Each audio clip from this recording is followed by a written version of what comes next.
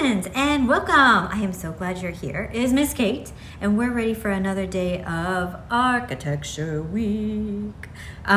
Before we get started, make sure you always check below in the description. It'll tell you what supplies we need. There's a handout thing I put together that's got some cool links and things to look at. I think that's about it. So let's get going. We've been talking about buildings, and we've been talking about what is architecture and some key points about it. Today we're going to talk about two architects, two people that create architecture. The first one is Frank Lloyd Wright. Frank Lloyd Wright was an American architect.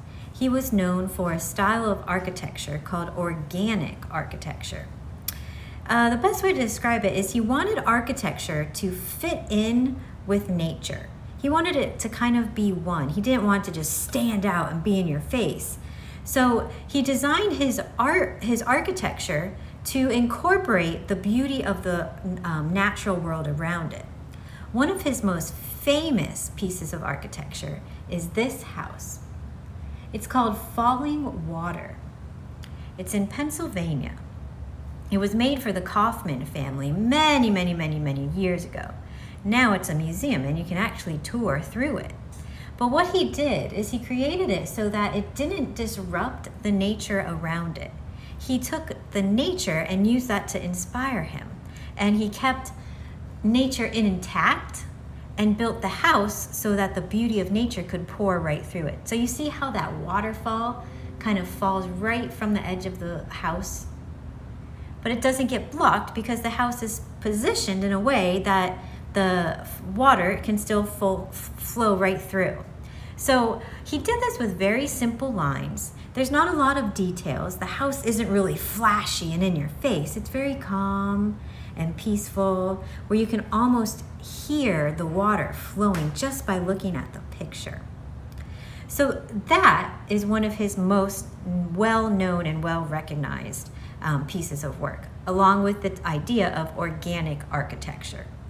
The other architect is this guy, Friedensreich Hundertwasser. He's Austrian. That's very close to Germany in Europe.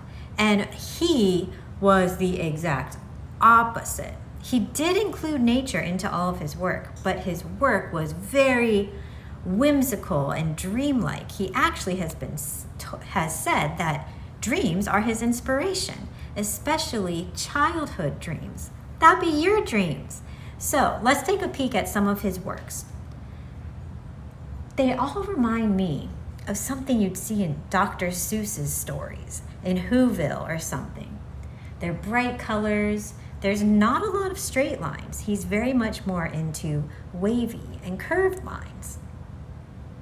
They look like some of the lines are falling over and the towers might actually tip, but they're fun and they're whimsical, and it gave people a chance to see you can incorporate plants and nature into beauty. That's just a little bit different than that organic nature style of Frank Lloyd Wright.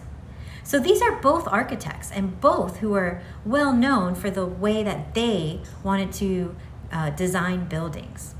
So I thought what we could do is we'll go ahead and be some architects. I know we were architects for a sandcastle. What if we designed buildings? But instead of for people, we designed them for birds. We'll be birdhouse builders. And we can take some designs of Frank Lloyd Wright with the organic architecture to do a birdhouse. We can take some of Hundertwasser's ideas with the wavy, curvy lines. And we can also mix them all together and make our own unique style.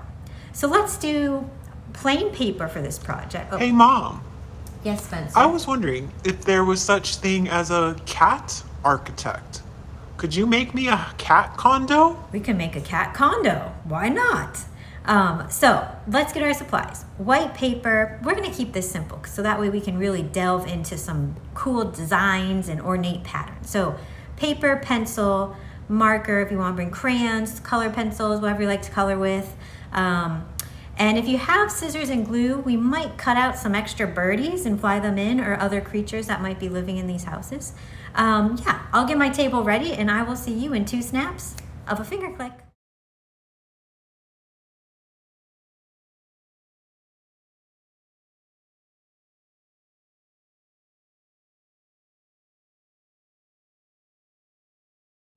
Hey artists, so here we go. This is what I have put together so far.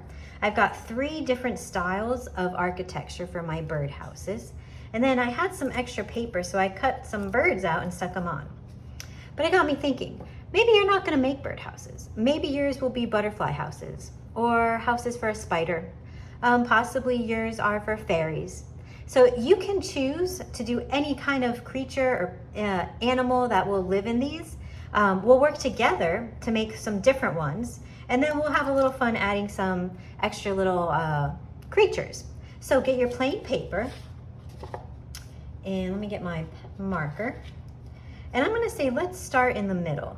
Now, if you only wanna do one birdhouse, you're welcome to do that. You could turn your paper this way and do one large one. If you wanna do only 2, you can do that. I'm gonna do 3 just to give you some different ways of doing houses. And then from there, you can mix and match and add and subtract and put all those things together and create the house of your dreams for your creature that will live in them. So for the center one, let's keep it real simple. We'll do this kind of in the style of Frank Lloyd Wright, that organic architecture. Simple lines, not a lot of flashy. So I'm gonna start with a rectangle. Long, short, long, short. This will be the main section of the house. And then for the roof, I'm going to keep it simple again, and I'm just going to put a triangle. Diagonal, diagonal, straight. You good so far? Okay. Let's go ahead, we'll put the pole on the bottom. It's just 2 vertical lines. And we'll keep it simple still. We'll put a just plain old door, which would be a rectangle, long, short, long, short, maybe a little doorknob. Obviously, this is gonna be a multi-level house. It might have 2 or 3 floors, so we can add some windows. Windows are squares or rectangles. And you can put that little plus inside of it, or the T, to make it look like it has panes of glass. So that might be 1 floor. Here's another floor. I'll do 1 more. This will be bigger windows. And we'll have a really pretty windowsill on the outside. Again, this is just an idea. If you have your own idea, that's perfectly fine too. I love it when you guys venture off and add whatever little magic ideas are popping in your head. What else? Maybe we'll put a little chimney on this one. I'm in Florida. I don't have a chimney on my house, but I do think they're very cool if you do. And we'll leave that there for now. We can go back and add some more details.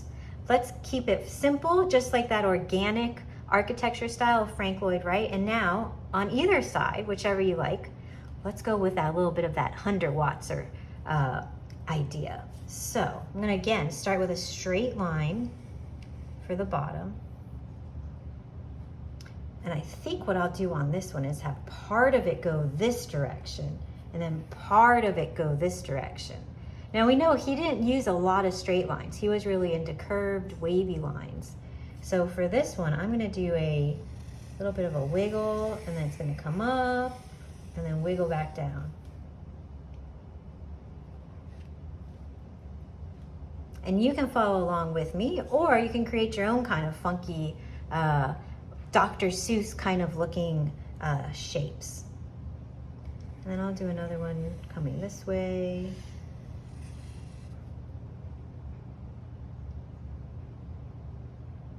Good so far? You guys doing okay? Excellent. Remember too, at any point you can pause the video. We'll be right here when you're ready to push play again. And I'm gonna put some kind of like little curly Q type of thing up here. Maybe it's kind of like a chimney. So this would, if you look, would be the main body of the house, and here's the body of this one. Here's the roof, just like that one, just a little bit falling off. And then here's kind of like a chimney. We can add the pole, And this pole does not have to be perfectly straight. It could be wavy, just like Hundertwasser's stuff would have been. So it's twisting. Could be zigzag. And now let's have some fun with these windows and doors. I'm gonna put a circular window right there because I think that looks like the perfect place for a circle window. And it's gonna have to have some kind of fun front door. So maybe it will be a little bit wavy up and then down. Kind of like it's tipping over with the house, like, ah, we're gonna fall. Put a little door handle. Maybe there's some kind of like skylight so you can see through the top of the roof. Oh, this is getting fun. Check it out. Okay, we'll leave that there for now. We've got the basics and we'll move over. Now on this last one, you could do anything you can imagine. You can do another very organic architecture style like Frank Lloyd Wright. You could do one that's a little more whimsical and fanciful like Hundertwasser. Or you can just come up with one on your own. Maybe it'll be an upside down one. Why don't we do that? That'll be fun. I'm gonna do a small little straight line. Again, if you don't want to do an upside down one, you absolutely don't have to. This is just what popped into Miss Kate's head as she is drawing. I'm gonna do 2 diagonal lines. So this will be the roof. It's gonna be an upside down triangle, but the bottom part's kind of missing.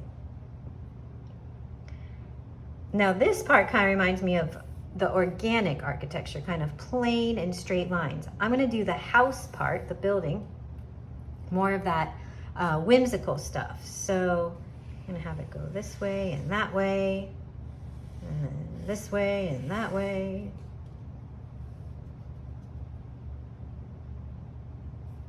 We'll still have the pole this way.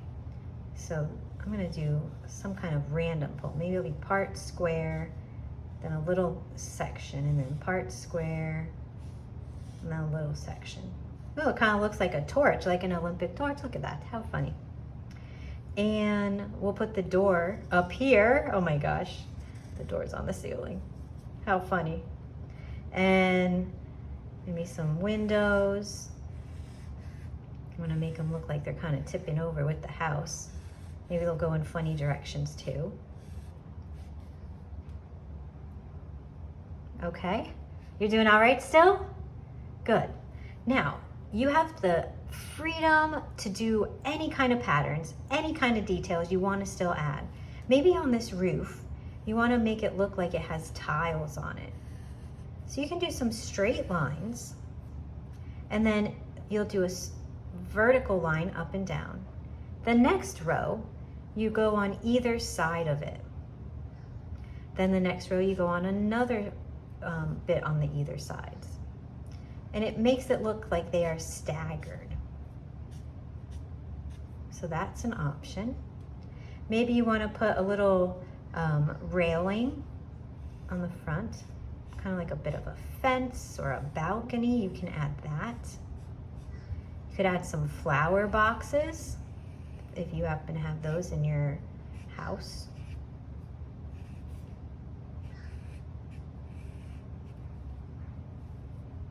Okay, I'm going to give you a few minutes to finish up adding your designs. I'll leave the pause screen up so you can see both of mine, and then we can add some colors.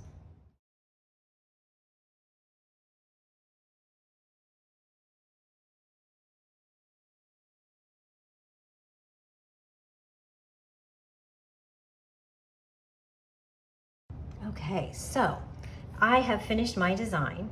I put some random little watery things here and some wiggly things there and some polka dots there.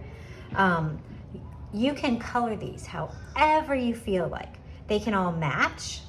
They could all be totally different, but I do want to show you how to add some extras to it, like little birds or butterflies or spiders. So I have some scrap paper laying around, just some random stuff, because I save every little piece of paper I can.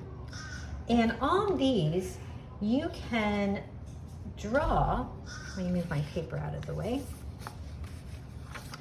the animals, creatures, or things that live in your houses. So maybe you have a butterfly living in one. So you can easily draw that.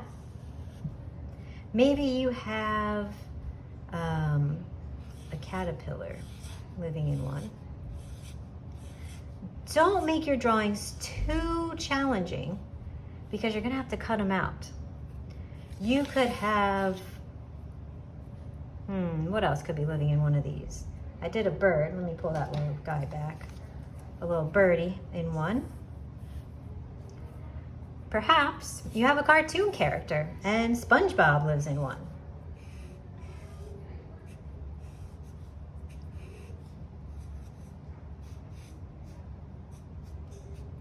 So it's totally up to you. What I always recommend is that you draw first, then you color. Don't cut right away. First get things colored in, because that way it's a lot easier to color. Your paper doesn't buckle and tear up and rip. So color them in, cut them out, and then when you're ready, after you finish coloring this in, you can go ahead and stick these wherever you want. You can move them around. You could even, and this might take some help from a parent or someone a little bit older, especially if you're younger, you can cut open your windows. So this is one last little trick Miss Kate's gonna show you. Where you have a window, the easiest way, because you can't, I wanna cut right through your paper, that would mess the whole thing up. You're gonna take and fold your paper just a little bit. See that? Put a little teeny snip. Then what you can do is get your scissors inside of that little snip. I'm not sure you can see. See that little snip? And now I can actually cut that middle part of my window out. And if I wanted to, I could put a face popping through, or one of my creatures that I was gonna make could live there. This bird will be a little bit big, but I could have it coming through the window. So that's another option you can do. I am going to go ahead and give you a little pause screen. You're gonna finish up, take all the time you need to get these completed. I'm so excited to see them. And I'm gonna flip the screen and say a toodaloo.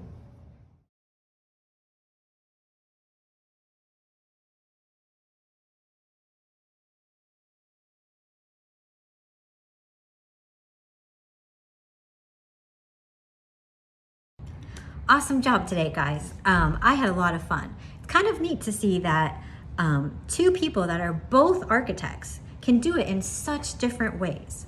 It's kind of just like we each have our favorite color. We might have our favorite animal, but they're all great nonetheless. So I hope you had fun learning about Lloyd Wright and Friedensreich Hundertwasser. Go ahead and take all the time you need to finish up your awesome houses. If you did bird houses or butterfly houses or spider houses, send me some pictures. I love seeing what you guys do. Or leave a comment down below. Give me a little heads up, a shout out. And have a lovely day. If you get a chance, get outside, get some fresh air, be kind, and I'll catch you all on the flip side.